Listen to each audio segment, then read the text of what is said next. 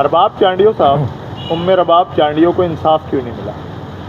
इंसाफ इसलिए नहीं मिला कि इंसाफ देना रियासत का काम होता है। कभी ऐसा नहीं होता कि कातिल खुद आ जाए और कहे कि जी मैंने कातिल पकड़ लिए।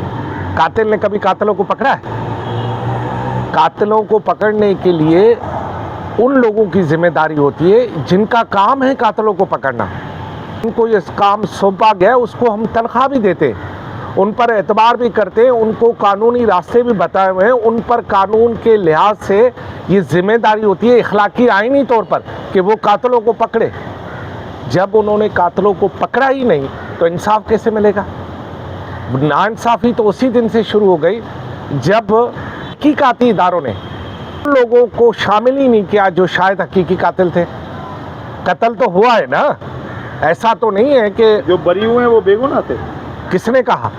पुलिस ने जो इन्वेस्टिगेशन की उससे साबित हुआ कि ये बेगुनाह थे। समाज, आइन, कानून, उम्मे रबाब सब कहते हैं कि कातिल वही हैं जो बरी हुए। लेकिन जो मुरवजा कानून हमारे पास है, जिसकी तहकीकाती इदारों ने तहकीकात करके, समाज को क्या पता, अदालत को पता होता है। समाज को इसलिए पता होता है कि समाज खामोश रहता है। ये बहुत बड़ी बात होती है भाई। चलो ये सवाल मैं पूछता हूँ उन लोगों से जिनके सामने कत्ल हुआ, कितने लोग गवाह के तौर पर गए? कितने शहरियों ने गवाही दी? वो इसलिए चुप रहे कि शायद फिर उनको ना लाले पड़ जाए। वो इसलिए चुप रहे कि उन लोगों को इंसाफ करने दिया जाए जो कि इंसाफ करने की नीयत ही नहीं रखते। अब उनको इंसाफ करने के लिए आपने छोड़ दिया तो भाई कहते हैं कि जज मैनेज हो गया। हो सकता है जज मैनेज हो जाए, इस पर कोई बड़ी बात नहीं है, मैनेजमेंट होती है। लेकिन इससे पहले पुलिस मैनेजमेंट हो गई, पुलिस मैनेज हो गई, तहकीकाती इदारे मैनेज हो गए। उन्होंने जाकर जज के टेबल पर इस तरह की फाइल रख दी जिसके बाद जज ने अपने तौर पर यह फैसला कर लिया कि जिन पर इल्ज़ाम है कत्ल का वो बेगुनाह है। अब होगा क्या? अब ये जाएंगे हाई कोर्ट में, हाई कोर्ट भी उसी फैसले को नज़ीर बनाते हुए आगे जाएगी और हाई कोर्ट के फैसले को फिर सुप्रीम कोर्ट में चैलेंज होगा, सुप्रीम कोर्ट भी उसी फैसले को नज़ीर बनाकर आगे लेके जाएगी। हाई कोर्ट दोबारा इन्वेस्टिगेशन का हुक्म नहीं दे सकती? दे सकती है, लेकिन फिर आपको पता है शवाहिद मिट जाते हैं। 18 अक्टूबर का धमाका हुआ, सुबह क्राइम सीन ही मिट गया। इस बात की कौन गवाही देगा कि उसका क्राइम सीन इतने सालों के बाद भी वही होगा, या इन्होंने जो क्राइम सीन कलमबंद किया है वो दुरुस्त है? अगर इन्वेस्टिगेशन दुरुस्त होती तो कत्ल तो किसी ने किया है ना भाई, किसी पर तो कत्ल का इल्ज़ाम आता ना। ऐसा कैसे हो सकता है? तो कत्ल ना हवाई फायरिंग से हुए, ना कोरोना के वायरस से हुए, ना एक्सीडेंट से हुए, ना कोई कुदरती आफात से हुए, ना ओले पड़ने से हुए। कत्ल तो कलाशनकोव की फायरिंगों से हुए हैं ना। प्रूफ नहीं कर पाए, जिनको प्रूफ करने की मैंने और आपने जिम्मेदारी दी है। रियासत हारी या एक्सपोज हुई?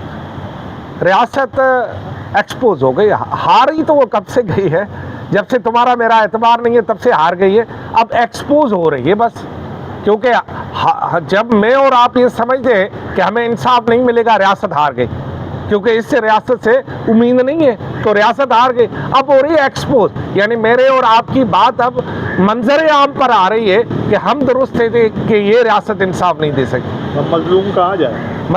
अब मजलूम के पास दो रास्ते हैं, या फिर अल्लाह को फरियाद करे या अपना इंसाफ खुद करे।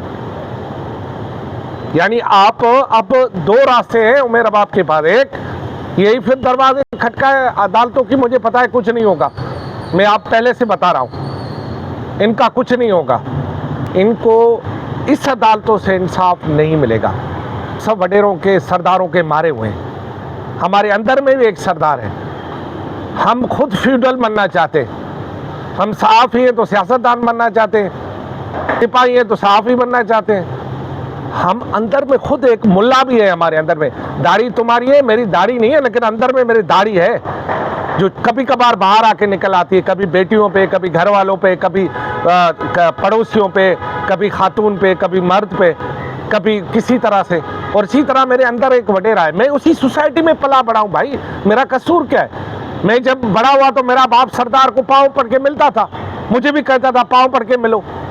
अब आपके पास दो रास्ते हैं, तीसरा रास्ता बंद कर दिया रियासत ने। या तो चुप करके बैठे या अपना इंसाफ खुद करे। अगर अपना इंसाफ खुद करोगी तो मकतूल कातिल बन जाएगा। क्या फिर यही हल है कि जिसका भी कत्ल हो वो दूसरे का कत्ल कर दे बस, और वहीं पे इंसाफ कर दे? फिर रियासत किधर है? फिर लोग FIR क्यों दर्ज कराएं? लोग फिर अच्छा वकील क्यों करें? लोग मुकदमा के पीछा क्यों करें? लोग रोजाना पेशियों पे क्यों जाएं? पहले नाजिम जोखियों का नहीं वाकया आपको पता क्या हुआ? नाजिम जोखियों के किस कातिल को सजा हुई जनाब? कत्ल तो हुआ ना नाजिम जोखियों का, कहाँ किसको हुई? किसी की उंगली नहीं कटी, क्योंकि वो बासर थे, क्योंकि कानून उनकी लोंडी बनी हुई थी। सिंध में समाजी इनकलाब कब आएगा? नहीं आएगा। ऐसे समाजी इनकलाब आते हैं कि भाई पहले तो ज़हनी इनकलाब आना चाहिए, फिर समाजी इनकलाब आता है। पहले तो आप ज़हनी तौर पर गुलामी से तो निकलो, कभी कौम परस्ती की गुलामी, कभी मजहब परस्ती की गुलामी, कभी सरदारों की गुलामी, कभी किसी की गुलामी, कभी भुट्टो आजम की गुलामी, कभी फलां की गुलामी। अरे पहले गुलामियों से तो निकलो।